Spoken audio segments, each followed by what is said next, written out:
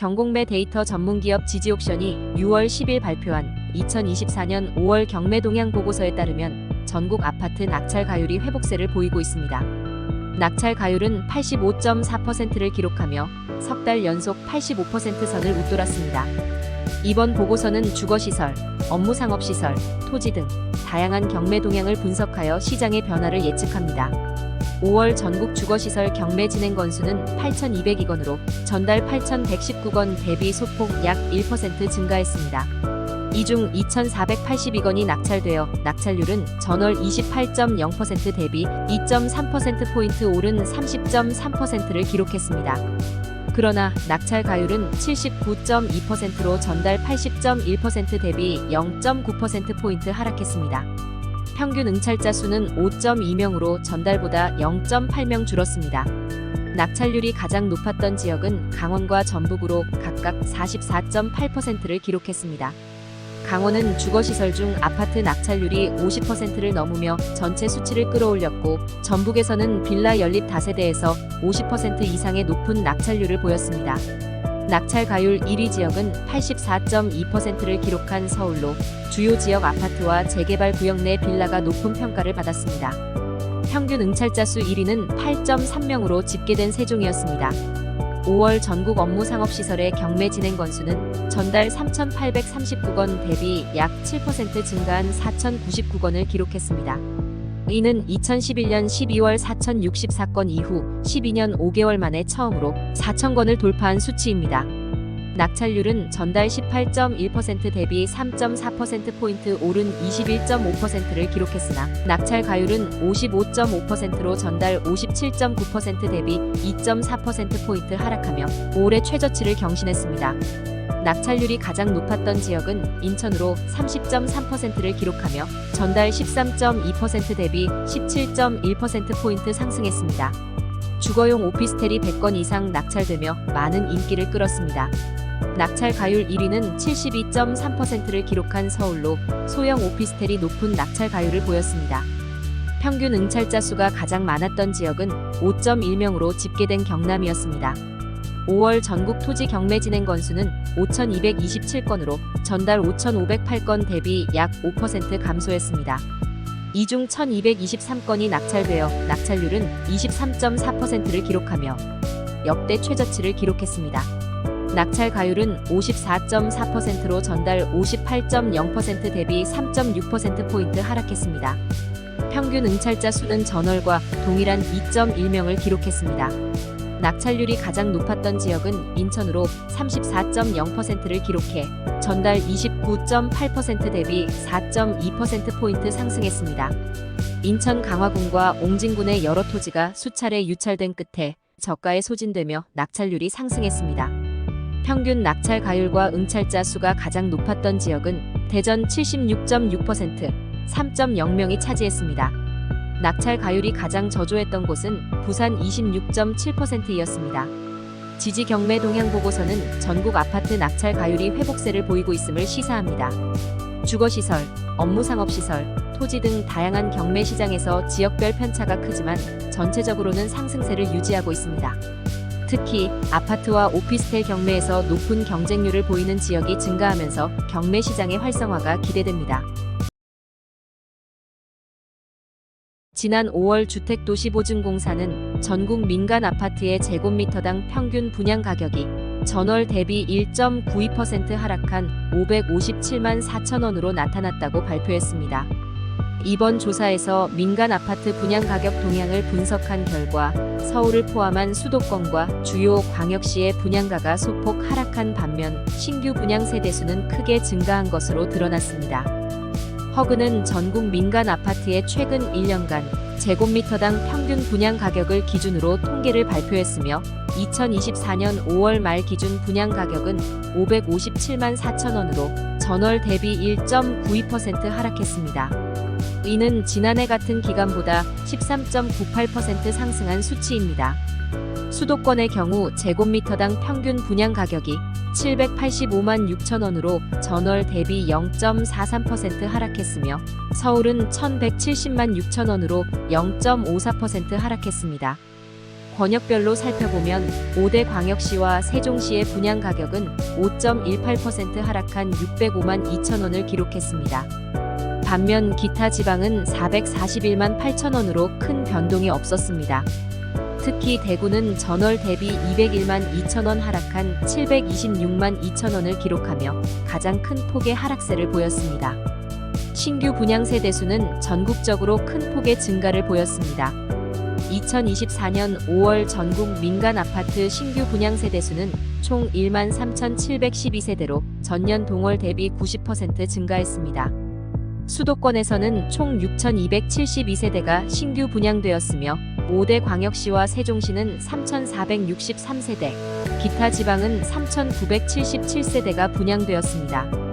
서울의 신규 분양 세대수는 446세대로 전월 대비 크게 증가했으며 경기도는 5,826세대로 가장 많은 신규 분양이 이루어졌습니다.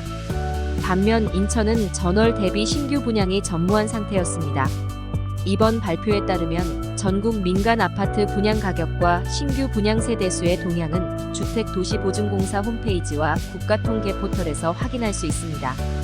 이는 민간 아파트 시장의 가격 변동성과 분양 세대수의 변화를 파악하는 데 중요한 자료로 활용될 전망입니다. 이번 조사 결과는 향후 아파트 분양 시장의 동향을 예측하는 데 중요한 지표가 될 것입니다. 특히 수도권과 주요 광역시의 분양 가격 하락과 신규 분양 세대수 증가는 부동산 시장의 변화를 반영하고 있습니다. 주택도시보증공사는 앞으로도 주거 안정을 위한 다양한 연구와 분석을 통해 국민의 주거 환경을 개선해 나갈 계획입니다. 안심전세 앱 2.0을 통해 악성 임대인의 명단이 발표된 지 6개월 만에 총 126명의 실명과 신상이 공개되었습니다. 이들은 평균 49세로 평균 18억 9천만 원의 전세 보증금을 반환하지 않은 것으로 밝혀졌습니다.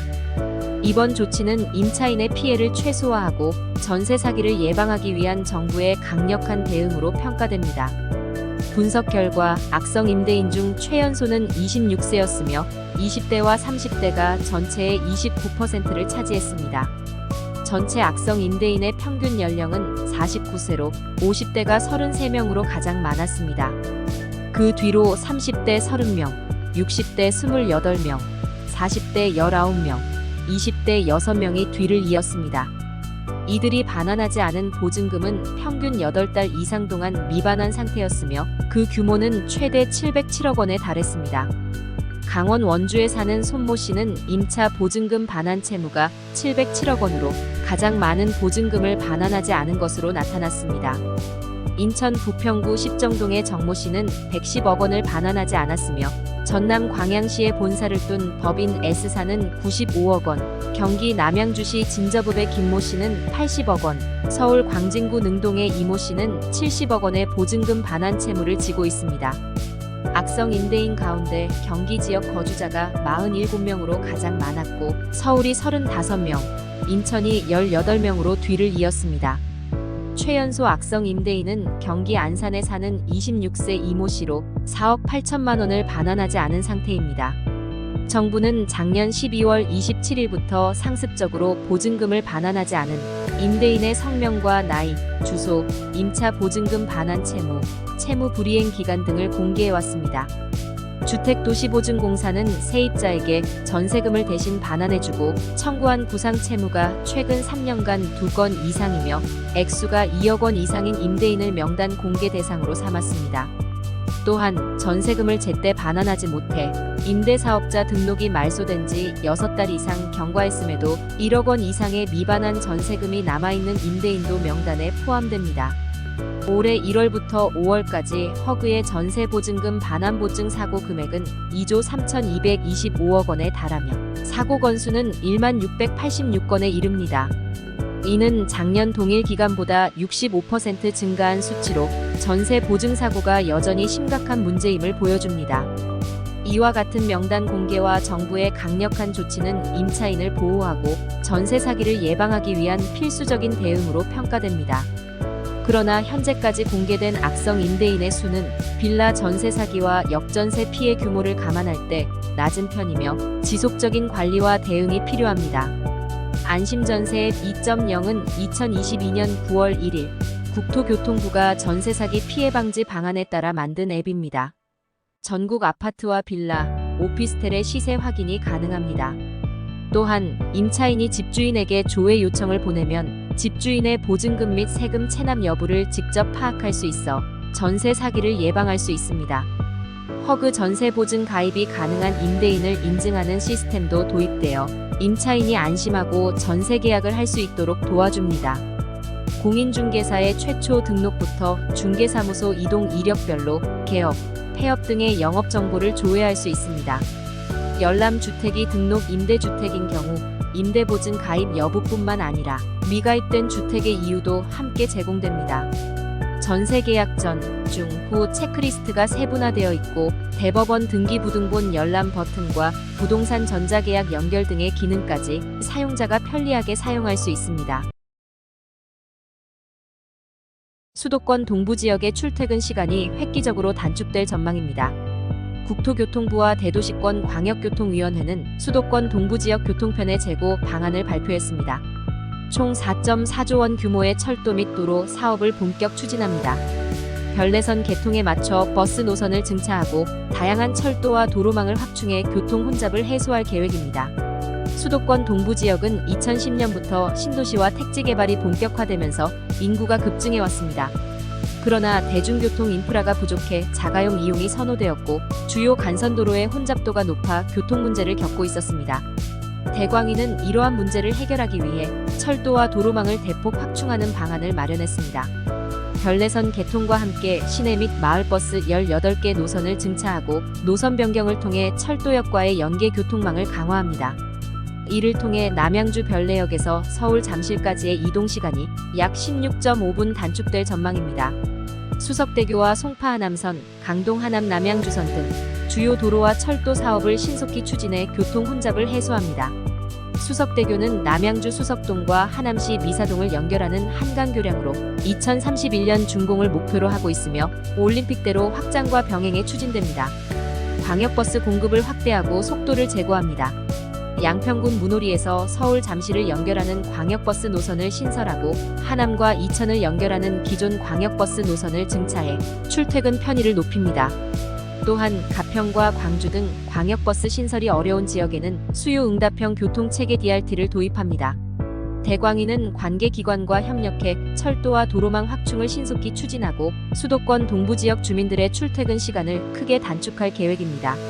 이번 교통편의 재고 방안으로 수도권 동부지역의 교통 문제가 획기적으로 개선될 것으로 기대됩니다.